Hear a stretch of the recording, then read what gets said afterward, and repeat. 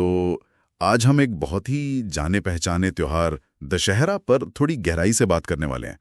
मतलब हर साल हम देखते हैं रावण के बड़े बड़े पुतले जलते हैं, लेकिन क्या ये सिर्फ वो बुराई पर अच्छाई की जीत वाली बात है या कुछ और भी है इसमें? चलिए देखते हैं। शुरुआत एक बड़े सीधे से सवाल से होती है जो एक बच्चे ने पूछा, नील नाम है शायद उसका। वो पूछता है, माँ हम हर साल ये रावण क्यों जलाते हैं? और उसकी माँ का जवाब वो बड़ा सोचने वाला है, क्योंकि रावण सिर्फ बाहर नहीं है बेटा, वो हमारे अंदर भी रहता है। ये लाइन मुझे काफी दिलचस्प लगी। हाँ, ये बहुत गहरा पॉइंट है। दशहरा असल में सिर्फ एक बाहरी जश्न नहीं है, इसका एक आप कह सकती हैं आध्यात्मिक और मनोवैज्ञानिक पहलू भी है। जैसे 2025 में ये 2 अक्टूबर को है, गुरुवार को विजयदशमी भी कहते हैं इसे। और हाँ, पारंपरिक रूप से तो ये राम की रावण पर जीत का ही प्रतीक है। हाँ, वो तो है, पर जो बात निकल कर आ रही है वो ये कि रावण की कहानी बस एक विलन की कहानी नहीं है। मतलब वो सिर्फ बुरा नहीं था, उसमें कुछ और भी था। बिल्कुल बिल्कुल। और यही बात इसे ज्यादा पेचीदा और मानवीय भी बनाती है ना? रावण कोई ऐसा वैसा राक्षस नहीं था। वो चारों वेदों का ज्ञाता था, शिवजी का बहुत बड़ा भक्त था, वीणा बहुत अच्छी बजाता था, आयुर्वेद, ज्योतिष, इन सब का भी जानकार था। अच्छा, इतना सब। हाँ। उसका पतन देखिए अज्ञान की वजह से नहीं हुआ, उसका पतन हुआ उसके अहंकार की वजह से। उसकी वासना, उसका अभिमान, ये चीजें उसे ले डूबी। तो यहाँ ये शब्द अहंकार यानी ईगो बहुत जरूरी है। अच्छा, तो मतलब सिर्फ ज्ञानी होना काफी नहीं है। अगर आपके पास विनम्रता नहीं है, नैतिकता नहीं है, तो फिर वो ज्ञान भी आपको रावण बना सकता है। तो फिर ये जो रावण दहन करते हैं, इसका क्या मतलब है? वो 10 सिर जो बनाते हैं वो क्या दिखाते हैं? हाँ, ये जानना बहुत जरूरी है, क्योंकि असल सार यहीं छिपा है।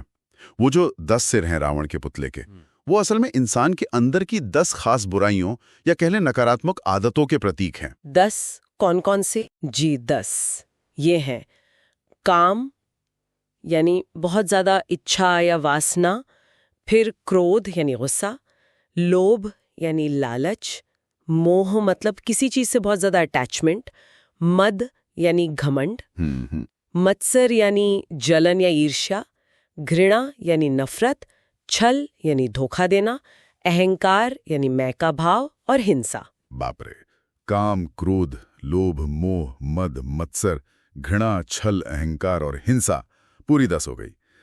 तो जब हम रावण का पुतला जलाते हैं तो क्या हम एक तरह से अपने अंदर की इन्हीं बुराइयों को जलाने का इरादा कर रहे होते हैं? क्या यही मतलब है इसका? बिल्कुल सही समझा आपने, एकदम यही। असली विजय, वो विजयदशमी तभी है जब इंसान बाहरी दुश्मन के साथ साथ अपने अंदर की इन बुराइयों को भी जीत ले। वो जो नील वाली कहानी है ना, वो इसी बात को कितने अच्छे से बताती है। माँ उसे समझाती है कि बेटा, जब तुम गुस्से को माफ करके जीतते हो या लालच को संतोष से हराते हो, तब तुम असल में अपने अंदर के राम को जगा रहे हो। अरे वाह, ये तो बिल्कुल अलग नजरिया है।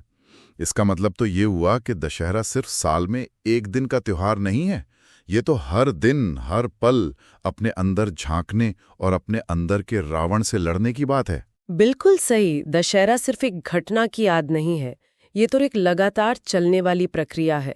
अपने अंदर की कमियों को पहचानना और उन्हें ठीक करने की कोशिश करना। और जब हम अच्छाई के लिए लड़ते हैं अपने अंदर की इन बुराइयों से, तो राम यानी वो पॉजिटिव शक्ति, वो हमारे अंदर ही जाग जाती है। तो आज की इस पूरी बातचीत का निचोड़ यही है कि रावण दहन जो हम बाहर देखते हैं वो एक पावरफुल रिमाइंडर है।